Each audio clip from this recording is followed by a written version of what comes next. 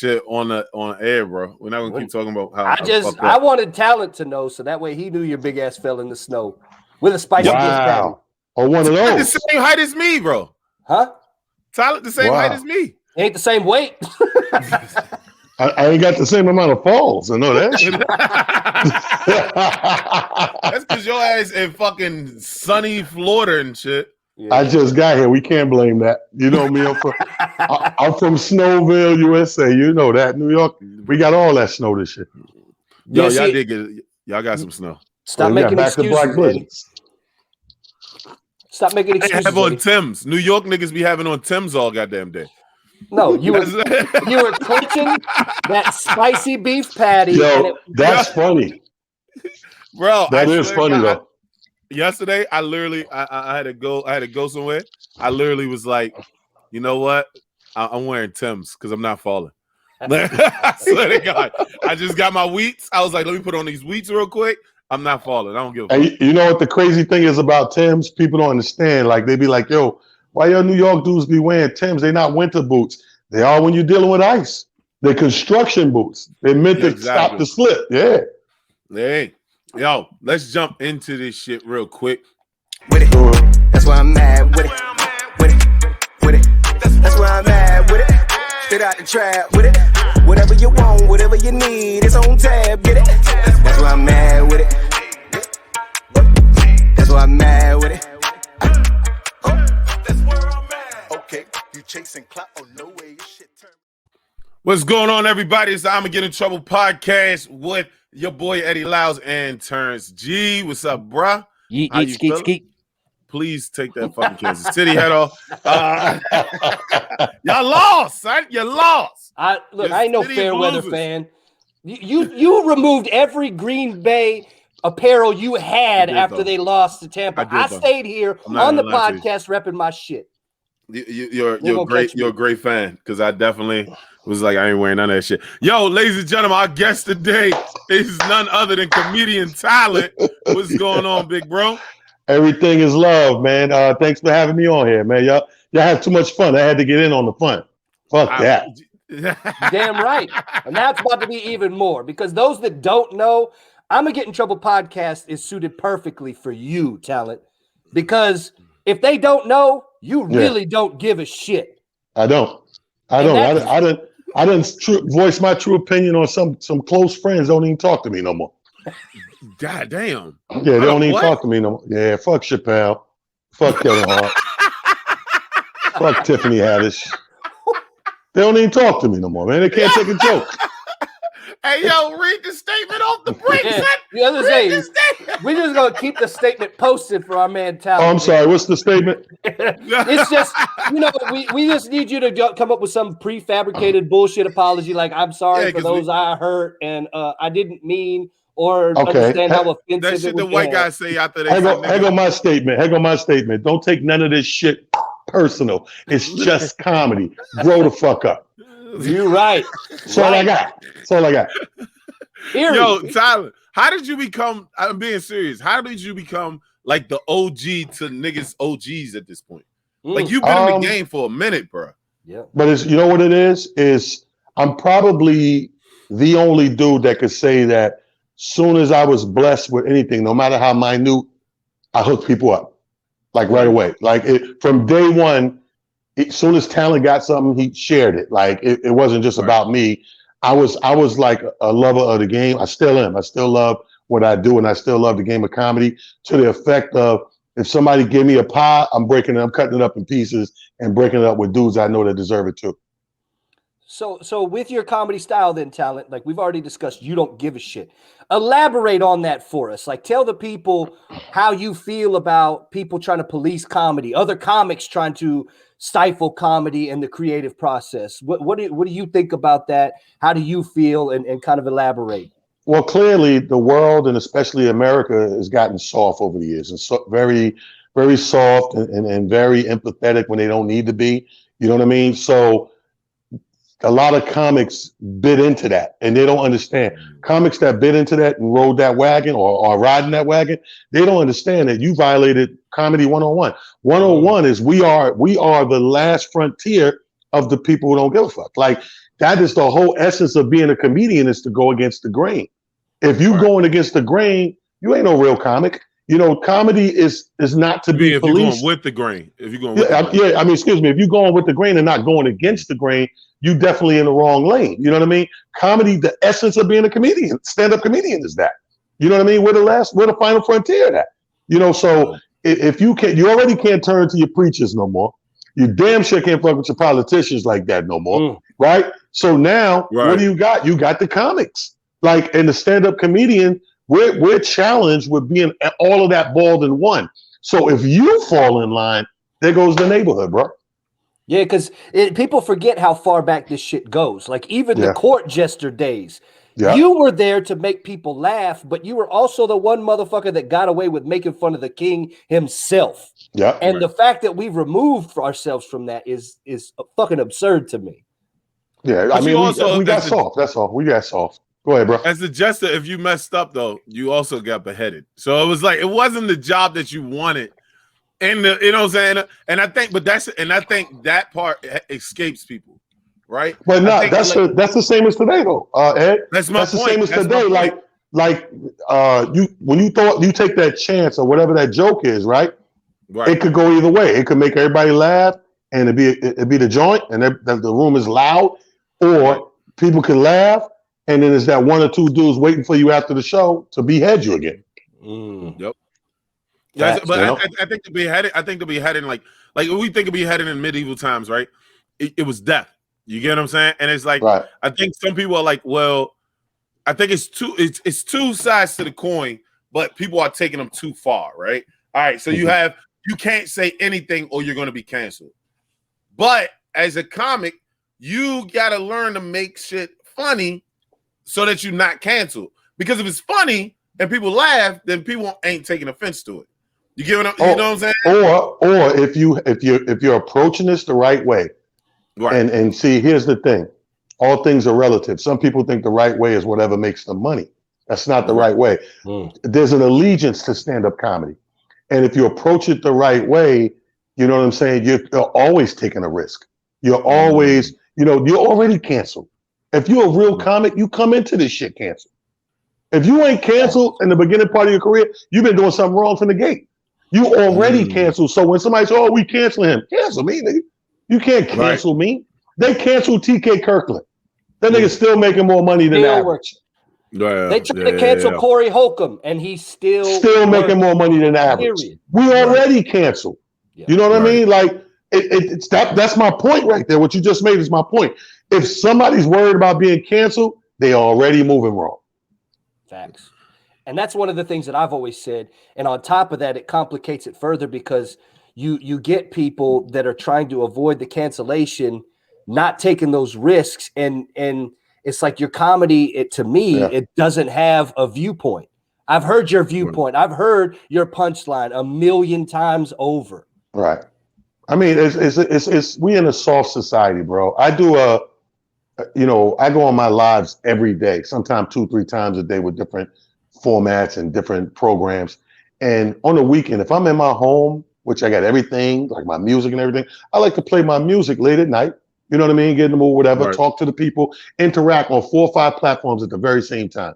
And just recently, about a month ago, some young lady who's always tuned in, always know I'm left field and talk smack or whatever. I said, what we drinking on? I got my Casamigos and shit.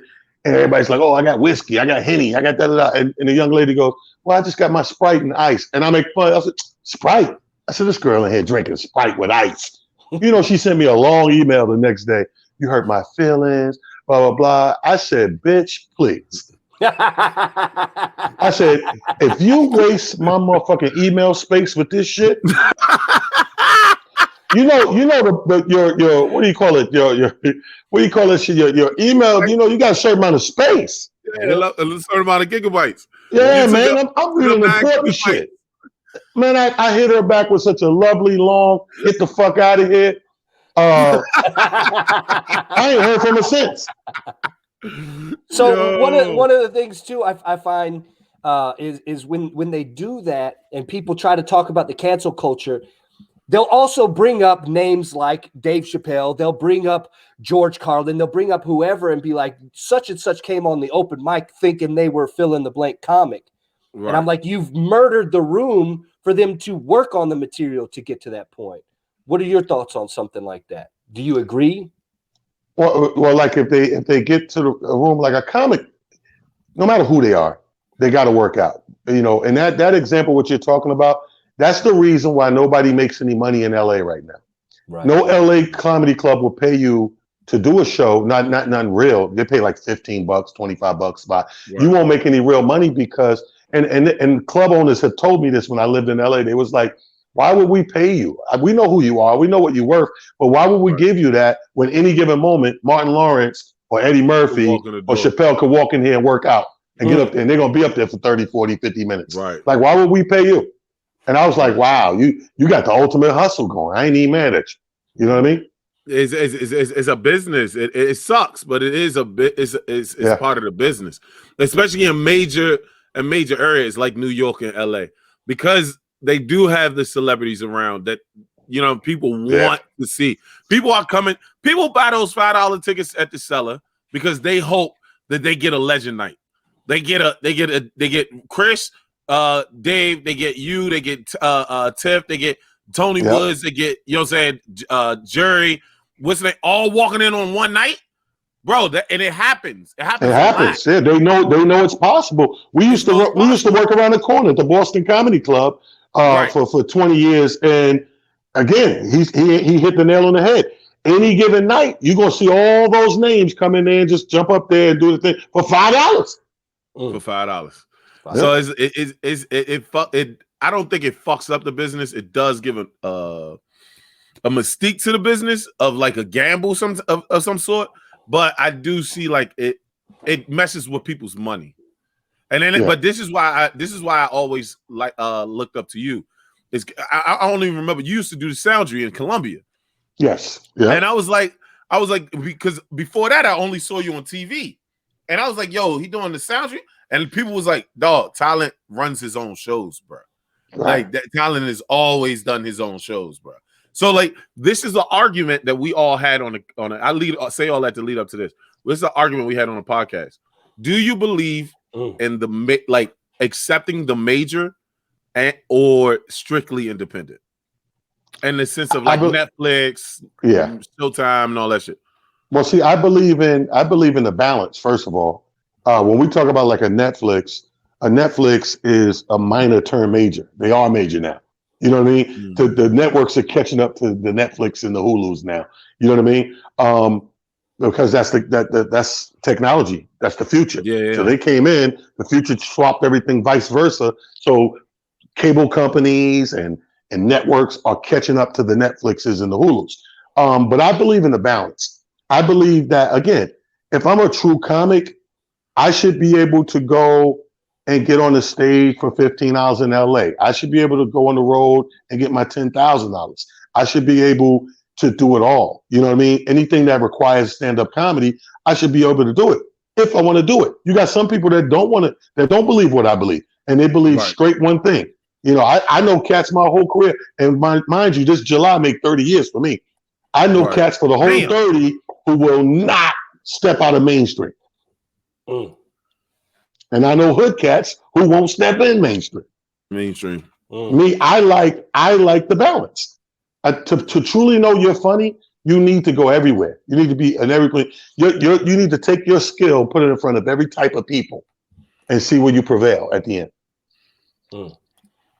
I think some people don't get that though. Like, and that's what I was trying to. That was the argument, and what I was saying the other day was, bro. Like you use the Netflix to get the audience to come to your shows to make the money. Now, if Netflix is taking your money, is doing a 360 deal on it. Now it's up to you to make the choice of do you want to do that or you don't. You know what I'm saying? But I'm not gonna sit here and be like, you shouldn't do that, because if that's what you want to do, then do that shit. Yeah, like, everybody is different. Everybody got a different path, man. One thing I learned real early in this game is, when I got into it, I thought everybody was like me, mentally, and it Right. wasn't. Everybody had their own path. I remember being in shock, talking to a couple of people sitting down, having drinks, and motherfuckers was talking like, I can't wait to be where I ain't got to do stand up no more. Like, Right. I'm doing this shit to get a TV deal or to get a Right. sitcom or to get whatever they was trying to get, and they were like, man, I can't wait. I'm tired of doing this shit. And I'm sitting there like, why the fuck am I sitting with you? Right. You know what I'm saying? Like, that's like sitting down and I don't want no pussy. Man, go to the other bar. Why is he sitting with us? Everybody I know over here, we want some pussy. Get him out of here. It's like fucking the vibe up. 3 decades. 3 decades. One, I'm giving you my clap from there because that's what Thank you, brother. Appreciate that. That's amazing. Number one. Number two, something that I feel like new comics nowadays always bitch about, and they go on, and for whatever reason they feel like they're entitled to money and they feel like they're entitled to not endure the process. Specifically when it comes to getting bumped, whether it's on that show or getting bumped off. How do you feel about that, having done this for 3 decades now? Listen, man, getting bumped is part of the process. Again, it's like look at Michael Jordan. We can now, 30 years later, sit back and go, oh, he's the GOAT. He was the greatest, blah, blah, blah. But we could also rewind back. If we could quantum leap back into those first 7 seasons, it took him 7 years on the Bulls. And he was just taking bumps and lumps and being bumped. He was watching the East Coast teams shun them out, could never get past to make the playoffs and then get past the first round. And this is the greatest. People argumentatively say, he's the greatest. Same thing with LeBron. Took him 7 seasons before he left there and went and made some noise and started getting the chips and stuff like that. So to me, getting bumped is part of that process in our world. In our world as a comic, you're going to get perfect example, talent. This dude asked me in an interview last week, he said, yo, I remember the first time he was on Def Jam and da-da-da-da. I said, bro, you don't remember me the first time on Def Jam because the first time I got picked to do Def Jam, I didn't air. How about that? You didn't see it. He's like, what? I was like, yeah, I got picked and got bumped in the same week. You know what I'm saying? Like, so the shit never happened. So what you think is the first time ain't even the first time. Facts. And it wasn't for no other reason than it was logistic bump. It was, his joke have too much music in it, and Def Jam wasn't clearing no music. If it wasn't music from Def Jam, you couldn't use it. Yeah. Bob said that. So Bob, because I did a show in front of Bob. I did a show in front of Bob, but I used a movie reference. But I you know what I'm saying? And it wasn't until Bob came, and I was just like, Bob skipped me. I thought I had like a horrible set. And it was until he came on the show 2 weeks ago, and he literally was like, comics don't realize like putting too much stuff in your joke that people gotta pay for. They're not gonna pay for that shit all the time. Yeah. And you gotta know that. Like, you know what I'm saying? Because when and I think and I'm not saying you probably aired before was RP Bernie Mac. A lot of people want to do that Bernie Mac kick it. You see so many comics keep trying to do the Bernie Mac kick it. One, guys, it's already been done. Stop it. Yeah. It's already been done. Like, let's not do this. But two, it's like, how can I use you? You doing this shit in front of TV people. Like, they haven't seen it before. And like they gonna fucking pay for you to fucking do a Cat Williams sketch on fucking Whistle. Like, you remember Cat Williams did the hustling. Like, nigga, y'all keep taking from other people, bro. And like that has come up so much of comics not being original. And there's a comic who puts on so many comics. Have you ever had to pull somebody to the side and be like, hey, my nigga, stop that. Like, don't do that. All the time. I mean, that's part of the game at this point. That's a thread of the needle. All the time. And I was just having this conversation a couple of years ago about at 30 years now in the game, because I'm so still active and it don't feel like 30 to me. I got to really sit down and go through the years. I'm like, damn, it's 30. It don't feel like it. So because I'm still moving like that, same as that new guy or that internet sensation, I'm out there moving like that I had to take a step back and look at this shit from a grand spectrum thing and say, yo, my dude, right now you are the blueprint. Like, you moving like you this guy, but you're not. You're the blueprint. So when I go to a comedy show 9 times out of 10, sit in the back, I'm gonna hear some of me. I'm gonna hear some cadence or some premise or some innuendo or a full joke. And that one thing about New York comics, most of us I loved about the 90s was, even though we was doing comedy, we were kind of the comedy police too. Like we considered ourselves like comedy police. Like we had no problem. Actually, we loved clowning, so that was ammunition to clown you. If we knew you stole a joke, we clown you so bad in front of other comics, you won't want to come around here no more. You know what I mean? Right. So we took pride in that shit. But yeah, you got to pull people's coat all the time. But here's the thing. Just like I always tell people, in a comedy show, people like to blame the audience sometimes. I'm like, there's no such thing as a professional audience. You are the only professional. So kill that shit, right? So here's the thing. A comic that never did TV, he don't know what he can and can't get away with until he does TV. Like when Bob said that to me, because I was mad. I was hating, like, because I had a fucking probably the best set. 20 motherfuckers auditioned in Jersey. I crushed. And I'm like, I know I'm in. And Bob said, yeah, man, you in. Boom. But when he went back with the shit and they look at the tape, and he's like, we can't use this shit. His closing joke, the biggest boom, got clips of 3 songs, and we're not clearing. And then when he explained it to me, and I watched that, Jen, I'm like, you know what? They're not clearing those songs. It ain't me. They only playing. Russell was smart. He was paying himself from the music people came out to. He was using Def Jam music so he could get extra checks on that, which was dope business. Not mad at it. Yeah, that's business. That's how business work. I just think comics don't, and you're right. Until somebody goes through something, they don't know. Right? Like, so like exactly. I do the DC I deal with the DC Comedy Festival, right? I'm not over the auditions. And I kept it that way because I'm always out. And so the one question I always get is, how come I ain't make the festival? Right? And sometimes I see people and I'm like, hey, and I'll call the people that's doing audition. I'm like, how did such get in? And it's like, yo, they did such and such joke.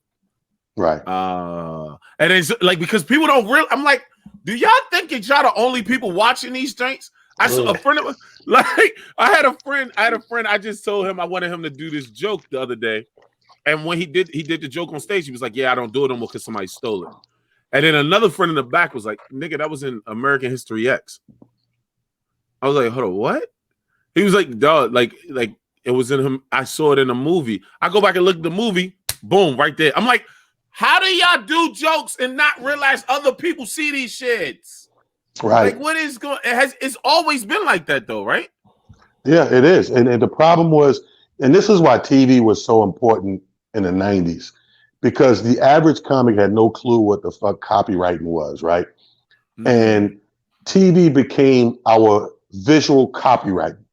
So once you did the bit on TV, it was yours. I don't care who did it first, who did it second. Right. Once you were seen doing it on TV, it was yours.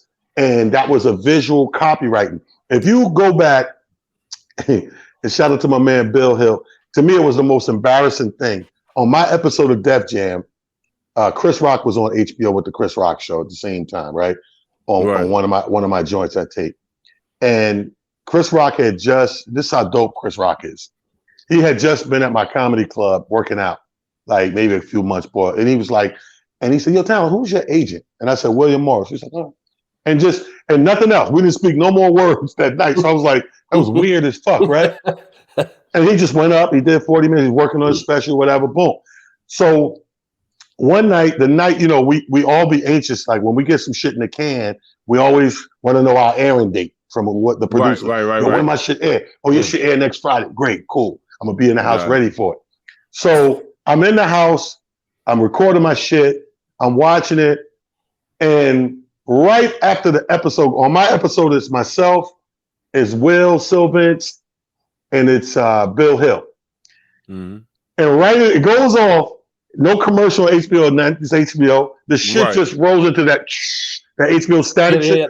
Right. And then it rolls right into Chris Rock Show, and they come on with the skit that comes right on is like, remember when Stuart Scott was alive on ESPN? Mm-hmm. Let's go right to it, the highlights. So they go right into it. It's Chris and Stuart Scott, God bless the dead.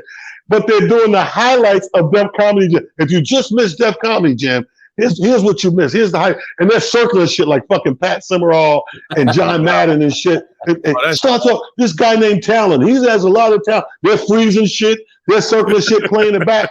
And they do mine. Then they do Will's. And, like, this is double exposure. We like, yo, this shit is hot. And then they get to Bill Hill. And they're like, oh, Bill's funny and this and that. And then Bill does this joke about the airplane black box. And they pause and she go, whoa, flag on the play. Didn't we hear that before? And these motherfuckers pull up a clip of Dana Carvey 10, 15 years prior and play it side by side in the same exact joke, nigga. I said, holy shit. You talk about crushing a motherfucker. And that's my dude. I don't even have the heart. I've known this dude my whole career, and I've never had the heart to talk about it.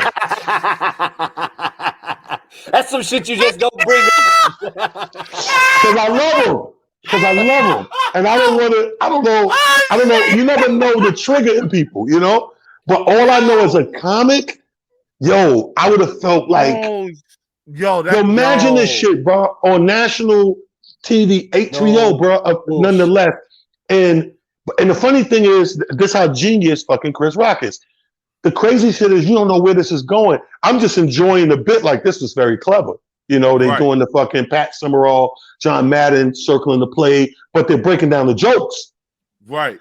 And then they get the build. I'm still smiling and everything. They go, whoa, hold up, Chris, flag on the play. And I'm like, fuck they talking about? It was like, I heard that joke somewhere before. He said, yeah, you're right, Stuart. I think 19 such and such, Dana Carver, and let's go to the tape. And they play that shit next to the shit, dude. Yo, was it the same joke, bro? The same exact shit. You've heard it before because I've heard other people steal it in clubs, like where they talk about when the plane crashes and they talk about we just got nobody lives and they be like, we got to find the black box. Once we find the black box, we can hear what happened and know what happened. Apparently, everything's destroyed, but the black box. That is a Dana Carvey joke. Yeah, he said, here's a thought. How about we build the fucking plane out of wherever the fuck they build the black box out of? Dog, that is a Dana Carvey joke, bro. Like, yo, that's I'll give it up. Bill Hill, though, he's stronger than I am because I probably would have killed myself right then and there. Like, yo, Bill Hill's stronger than all of us because Bill Hill he didn't miss a step. Yep, he just kept going. Yeah, do this right now. I call Bill Hill right now and put him on the show. Be ready. I'd have killed myself.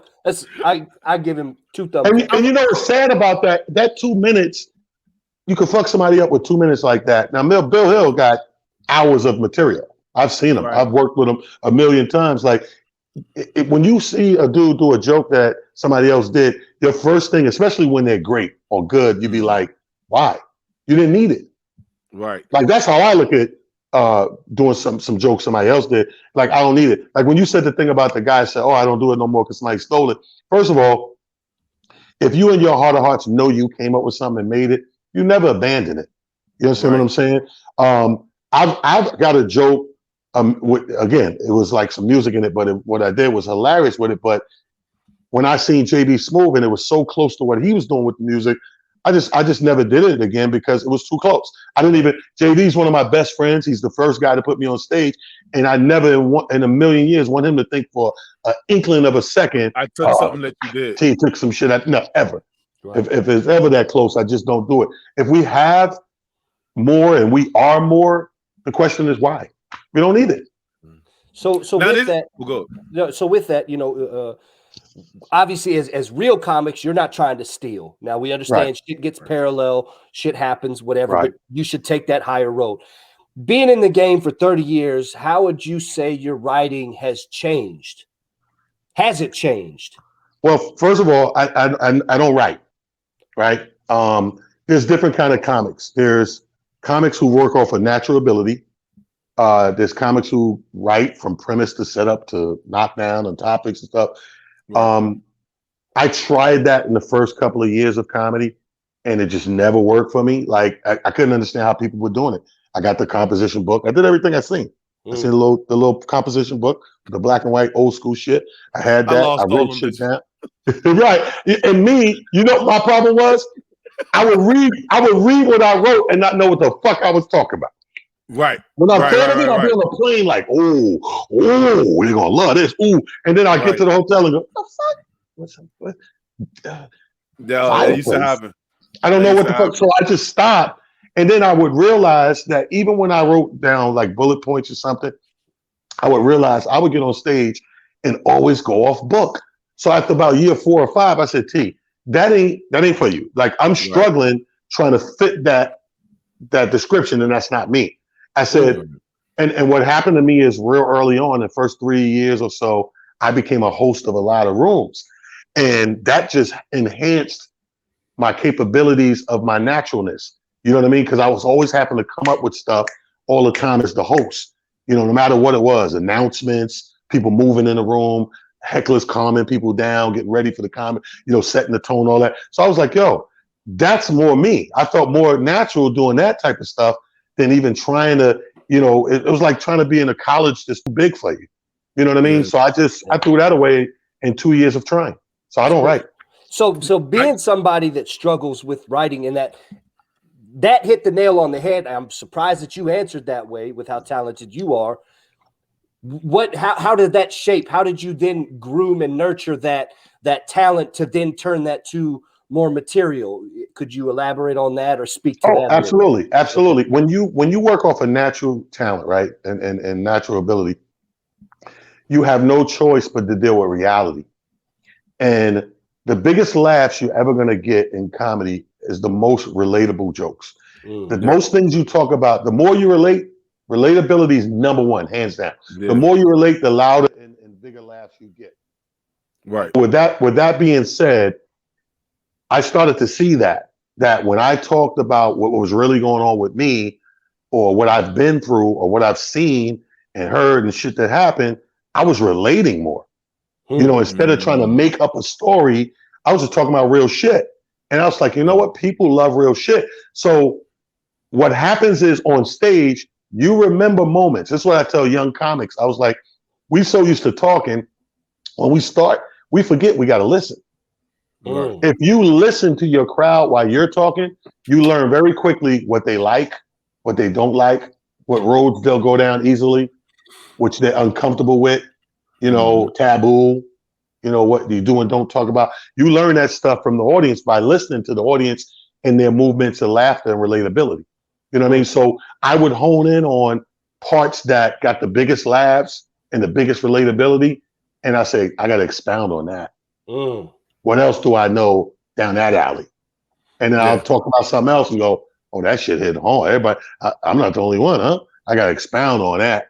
You know what I'm saying? So that's how I've turned that into my own personal niche. That's So a fucking gem for me. I appreciate this that. one of the things that I recognize though, right?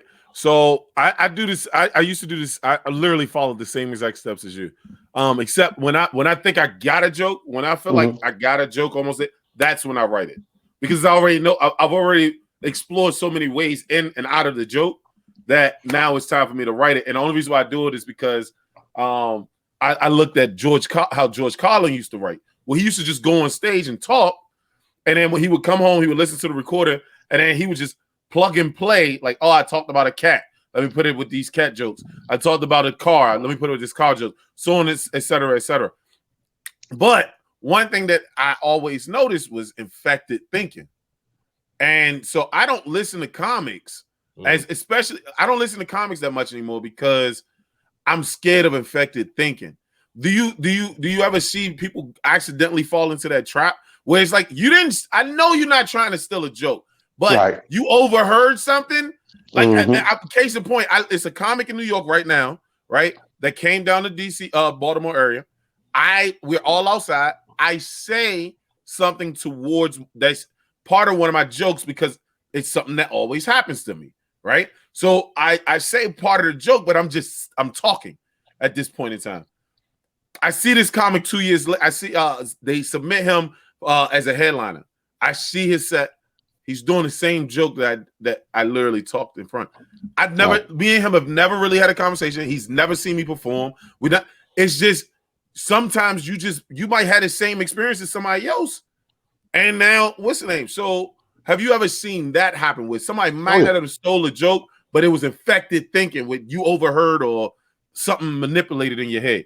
Yeah, and sometimes it's not as accidental as you may think. Sometimes it's on purpose. Like we do it all the time. We used to back in the day when we rolled in cliques, we'd be sitting around and just kicking and talking, and then we laughing like a regular laugh at a lot of shit. And then there's those things that stand out, and somebody be like, "Yo, I'm taking that. I'm taking that." Yeah. I've been around circles like Everybody's gonna do that. Yeah, right. yeah. And people do that. So it wasn't yours. It came up from somewhere else while you was with them, and he said, "I'm taking that." Now, I guess probably because he was from another town, some people may not say I'm taking that because they don't want the other comic to go, no, I'm using that. So in the back of their mind, they knew they was going to take that, and they thought it was funny and was going to build on it. But yeah, I see it all the time.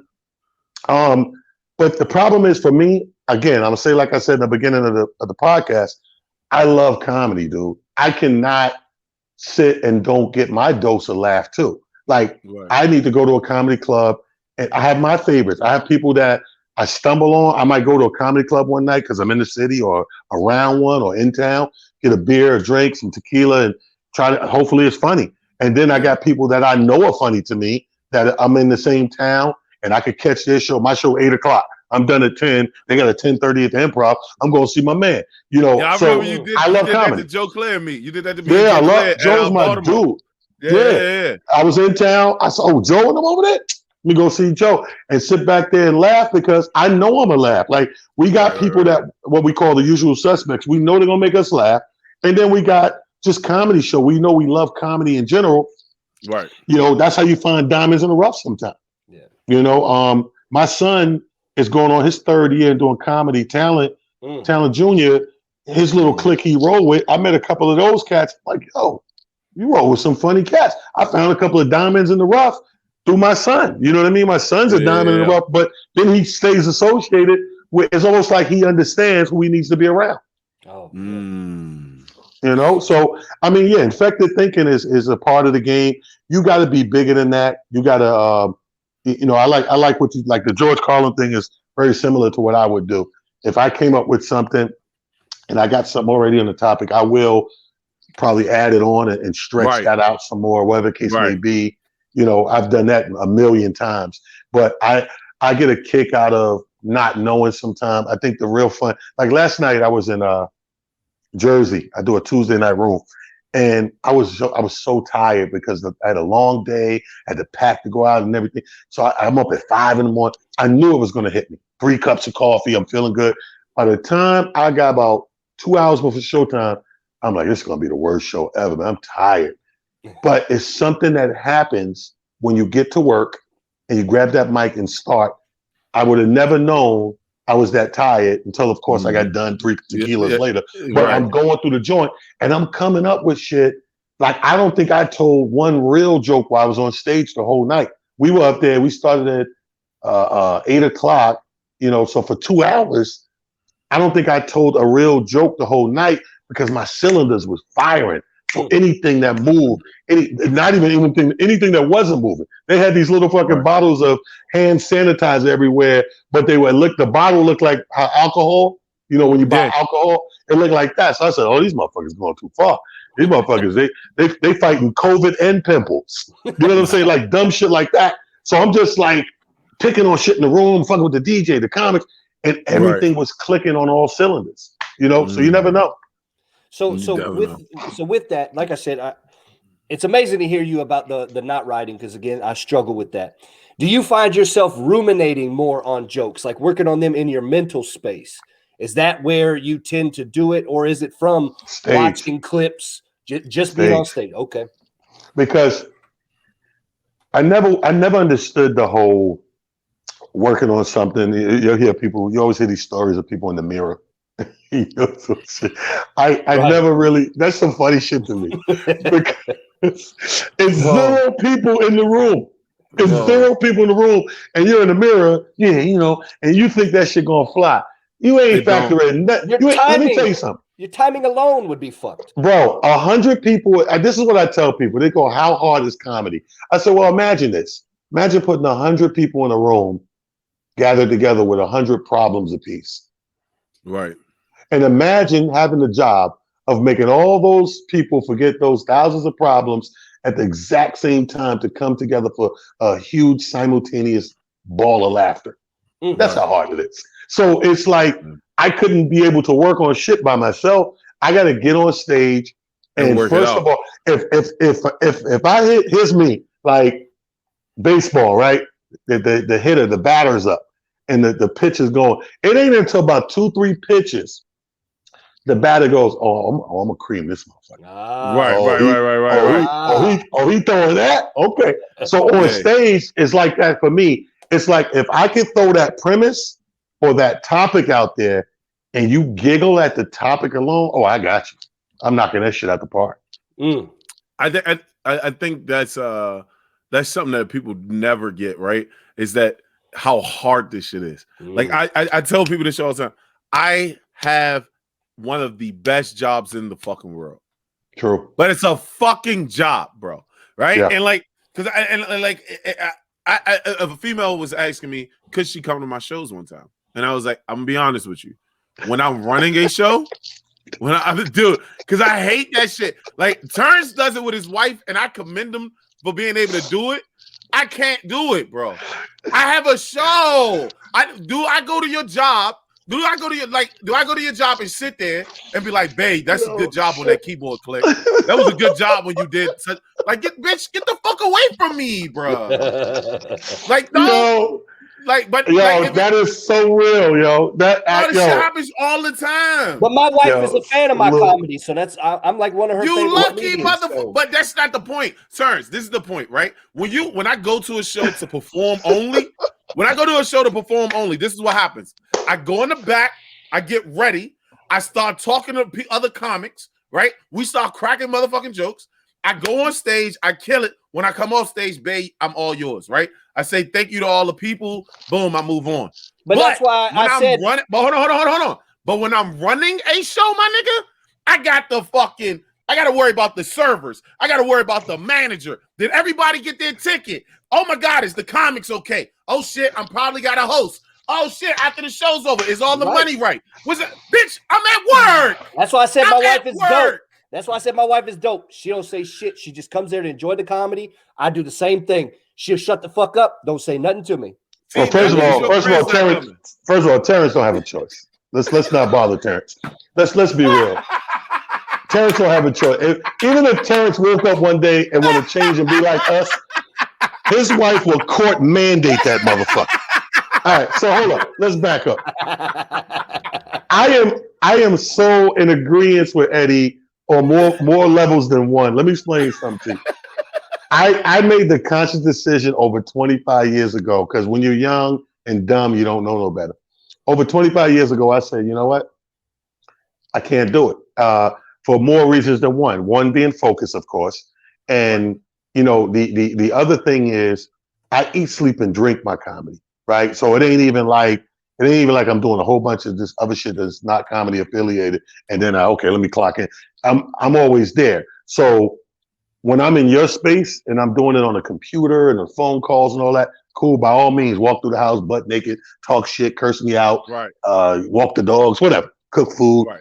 But when I go to the office, which is what shows are, equivalent to everybody with corporate jobs and stuff, that's the office. Now, I don't need anything to fuck with my focus. Now, the worst case scenario is you get one of these fucking crazy ass bitches that want to cause scene and rah-rah and jealous. So my major following is women.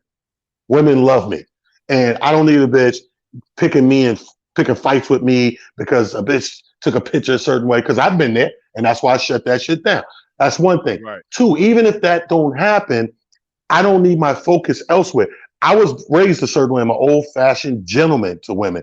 So if a woman's with me at a show, my mind is constantly worrying, is she okay? Is she okay? Do I need to get her? And I tell women all the time, and every other dude around is saying the same thing. All your friends saying, oh man, you better get your girl out of here, bro. Yeah, I'm like this. Women always come back to you and go, but I'm not going to do nothing. I'm good. No, it ain't you. It's how I feel about it. I'm worried for you that you're okay, right? I swear to goodness, this morning at my layover in Charlotte, a chick texted me and said, hey, when things open back up, blah, blah, blah, I want to go with you to one of your shows. And I was like, she ain't gonna like this reply, right? I already know. As soon as I read it. So I replied back and I said, LOL. I said, oh, I said, yeah. I said, that'll never happen because I don't go to shows with girls. You know, and I put and I said, what do they always say about relationships? I said, it's not you, it's me. It's me. No, like listen, I used to talk to a chick and she was like I want to work with you. I want to in our relationship, I want to build this with you. And I was like, I'm gonna be completely honest with you. I'm so sorry. I know I'm gonna sound like an asshole right now. I'm so sorry, love. No. I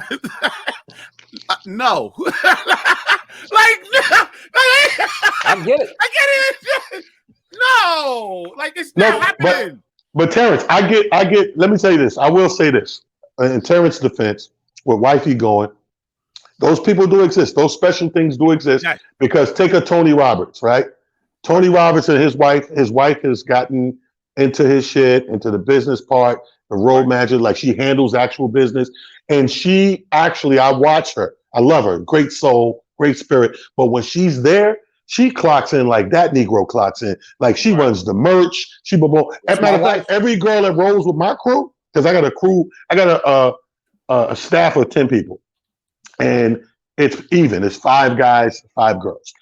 And some of the only women that I trust going to events with me and shows because they get right into the business mode. They do a better job at setting the merch up than me. I'm setting it up like a Negro. You know, I'm straight man, shit everywhere, hoodies. And the girls come in there, your shit's folded like we at the laundromat. Right. You know, they know where the sizes are. I'm in that motherfucker. Yo, you got 2X? What's that? Oh, 2X. You know what I mean? But so that's the exception to my rule. But I'm with you, Eddie, on that shit, man. But that's where I'm very lucky. Like my wife is that road dog for me. She's been the door lady taking the cash. She's been the person. But y'all was together when you started comedy, bro. No, we were together shortly after. But like I said, I've been knowing her since we was. You was in your first year, right? Dog, we not talking like most of the times. I don't know about talent. I'm just saying for me, I don't find as many chicks to talk to after my marriage. Like I haven't found that many chicks to talk to that I know since I was fucking high school, bro. Hey, that's why I said all of these chicks know me after I was a comedian. I lucked out. That's what I said. And the best part I'm happy for you. That's the best part about my wife. Best part about my wife too is out of everything, I could go up there and kill it. And she's gonna look at me and be like, you fucked this joke up and that joke up. It was okay. And I'm like, my feelings get hurt, but that's real shit, and that's my road dog. So Tyler, I don't know about you. You can clarify. This is me, right? I am very reluctant. I've never dated a comic. I'm never going to date a comic. She's not a comic. Nope. I will never date a comic. That's just it's done, right? But I'm even reluctant to date somebody in the field sometimes because but my closest is Sean, right? It's Ray. That's my closest, right? No relationship. She get to talk to me like I'm a piece of shit. I don't have to worry about coming home and her. You know what I'm saying? Like I don't. That's why I'm like, no. You gotta talk to Rashawn. Don't talk to Rashawn, bro. Because that's the only person I'm allowed to talk to me a certain way. You get what I'm saying? No, I'm with you. I'm the same way. I can't have the chick who I'm going to be at home with, who's now talking to me a certain way that I need to be talked to put me on overdrive. Right now we at home and this bitch talking about the same way to do dishes. If you don't get the fuck out my face, like yo, you out here? If you don't get the motherfucker out my face. No, I'm with you. Like I've never like dated a comic. And I'm funny style with the industry period of entertainment. Because I just think that again, there needs to be balance. And I don't want my whole household to be entertainment. Like I need somebody to come be in that house 9 to 5. I need a construction motherfucker, a nurse. I need balance of real life. You know, I live with 5 pit bulls, man. We ain't got time for the bullshit. Right? No pun intended. Yo, like, bruh. So what do you think is gonna happen after the pandemic, bro?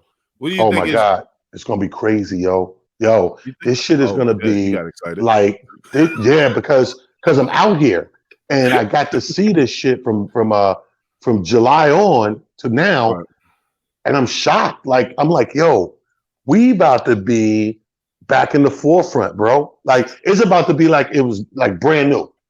This is how anxious and hungry people are for comedy. And I was like, I knew they would be like that in general for entertainment, but when I seen it, like for example, in New York, we started with the highest numbers in COVID.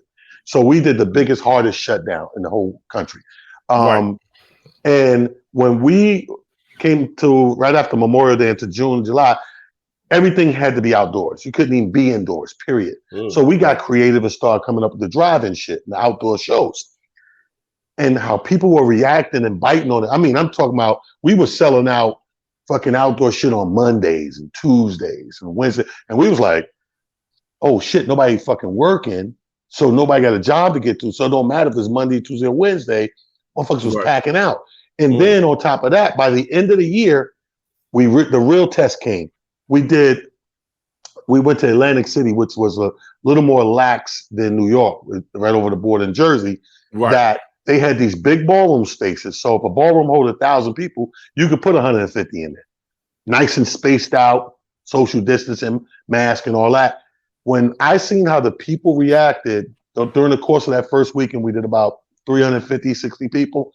You would have thought we were Springsteen out this motherfucker, yo. I was like, people are acting crazy. Like I had my merch table. I did about, I don't know how much of the merch went. I picked up a bunch of merch, about 5, 6 bags and boxes and shit. And I left Sunday afternoon with 2 boxes, a box and a half maybe. All that merch, hoodies, t-shirts, coffee mugs, flasks, shot glasses, like everything we had that we was on display, masks, hats, whatever. They ate that shit up. And I mean, I'm talking about people was coming at the table, give me this, like spending 100, 200 at a time. And we sitting there like, by the time I added all that shit up, and because I had to take the money and reorder shit, I was like, yo, I don't think y'all realize, because we did it in 3 or 4 different increments, how good we did in merch. But that's how the people were responding. Yeah. You know what I mean? During tight times. Ooh. Yeah, so I think when we come back, bro, and I've seen it because I've been to a couple of places that are more open than where I am. And the way that they're packing in and acting crazy over comedy is amazing. Atlanta, oh my God. You just see the pictures like, nigga, I ain't going. I've been running from Atlanta for 6 months. Yeah, nigga, I ain't going. I'm good on that. But not like I think the same thing, right? Because like in DC, 75% of the places shut down out here, right? A lot of the industry is gone. But there are some people holding on. And it's like I'm literally looking to just rent a place out for like a month or 2. Like I'm dead ass right now, bro. It's a good time. Like, yo, can I get you a music hall for like 2-3 months? Like, you know what I'm saying? Let me just get the weekends. I know I gotta find one that works, but come on, son. Because it just looks like everybody, like as soon as this joint opens up, it's gonna be the first people, right? It's gonna be the tippy toers, right? They're gonna come out, they're gonna see if everything good, right? The doves, they're gonna come out and see if this shit is okay. You know what I'm saying? And then when they bring back that branch, they're gonna be like, oh shit, hey Noah, this shit open, son. Like nigga, we on and popping out here, son. Yeah. Like, and so I know that's happening, but I am scared that a lot of people are going to try to do it at once.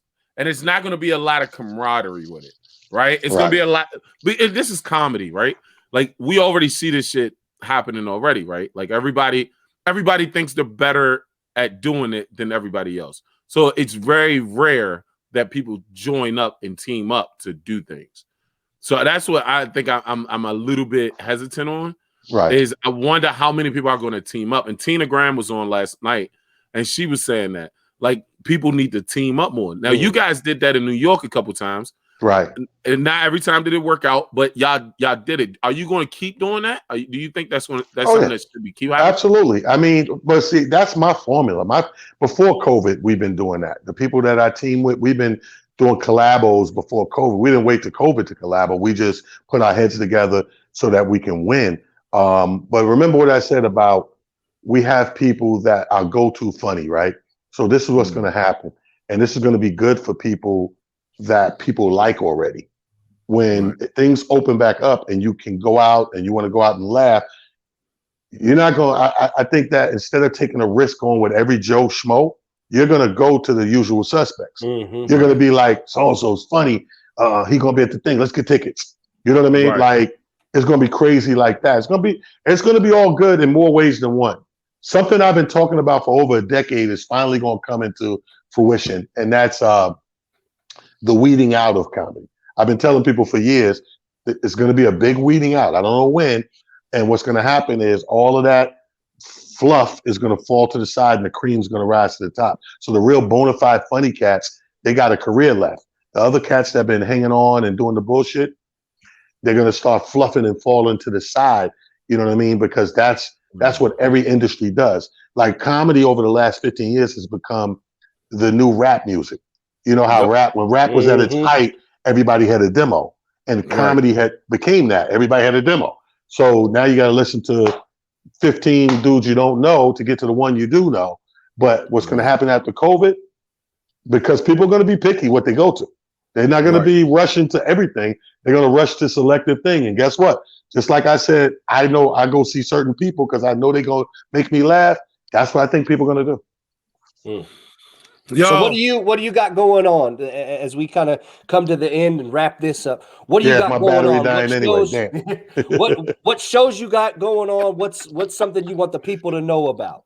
Well, I want people to know that on my platforms, my Twitter, my Gram, Instagram, all my Facebooks, I'm always live on there every day with different shows. Mondays, I got Motivation Mondays. Tuesday, Wednesday, Thursday, I do my political news show called Divided States of America. Friday, I do Race Debaters with a good friend of mine, Amir Sealy, where we talk about our own issues of all races. And then, like I said, I love to DJ and play my music Friday and Saturday night. I call it the bump and grind. I play all that baby making music and get people riled. I dig in the crates and make people happy and feel good. They sipping, they in the house. And then Sunday, my man, shout out to Rocco, comedian out of Philly who lives in LA. Sundays, we do Sunday Stories where we tell all that backstage shit that happened to us along the way and our journeys and everything. Live wise, I'm out here in Miami. I just landed. I'll be in Miami tomorrow night with Kyle Grooms, Damon Williams, Corey Fernandez with a show. It's like an indoor-outdoor venue called The Urban. There's a new the part of town out here called Overtown that used to be like Harlem out here. And they rebuilt all this up. So the Urban's one of the first entertainment venues that Kyle Grooms does a Thursday. Reach out to him, Eddie. You guys, Tarrance, I got to reach out to Kyle Grooms. He does every Thursday at the Urban out here. So when I leave here, I fly back to where my second home is, upstate New York to Rochester. And I got a 4-show weekend. You don't have to brag too hard. Go ahead. I got a 4-show weekend with Walter Wizard from the Black Ink Crew. And then yeah. And then next weekend, what's next weekend? The first weekend of the month, I got to go my room in Tampa, Florida, Clearwater. So I got things popping, man. Monthly in Clearwater, you know what I mean? Monthly in Rochester. I think in another month, my monthly in Buffalo is gonna be tagged in there. So things are slowly opening up. So we about to be everywhere, man. Yo, you already know I'm about to be on a plane or in a car. Most likely hit me, man. Let's do it. Let's get this money. I'm not doing no planes, my nigga. The plane's not bad. No. Planes are horrible. Stop. Why are you lying? It's not. I'm telling you. Because I fly Southwest, asshole. Like I don't have talent money. I don't have 2 houses, nigga. I don't drive. I don't fly JetBlue, motherfucker with extra seat, nigga. That shit is fucking tight as fuck, and my knees be hurting. Fuck you, Tarrance, you short bastard. With it. That's why I'm mad with it. With it. That's why I'm mad with it. Straight out the trap with it. Eddie's lashing out. Whatever you need, it's on tab. Get it. That's why I'm mad with it.